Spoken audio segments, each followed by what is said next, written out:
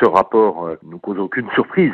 Il est impossible de savoir quoi que ce soit à partir de ces enregistrements. Pour une raison très simple, c'est une copie de copie de copie. On a donné à l'expert une clé USB. Cette clé USB était une copie de quelque chose qu'on a pris sur Internet, qui est lui-même peut-être une copie d'une conversation sur des téléphones GSM. Et les experts nous disent, il y a trop d'intermédiaires. On ne peut pas faire notre travail expertal. Alors, l'expert Kunsel vient de le dire au juge d'instruction, c'est l'expert officiel, mais l'expert que nous avions mandaté, expert près la Cour d'appel de Paris, l'homme le plus sérieux du monde dans ce domaine, nous l'avait déjà dit, on ne peut rien savoir. Et à partir de là, l'accusation n'a plus de support, et quand l'accusation n'a plus de support, il y a une conséquence qui est simple, c'est la liberté. La seule raison pour laquelle M. Bassolet était en prison, c'était ce document. Ce document n'a aucune valeur, donc il n'y a plus de preuves, et donc on demande évidemment sa mise en liberté immédiate dans un procès qui n'a que trop duré. M. Bassolet, on le voit bien, n'est en prison que pour des raisons politiques. Nous le savons depuis le début, maintenant ça devient éclatant. Il est temps que les juges prennent leur indépendance à l'égard du pouvoir et qu'ils disent « nous faisons notre travail de juge et quand on a devant nous un innocent, on le met en liberté ».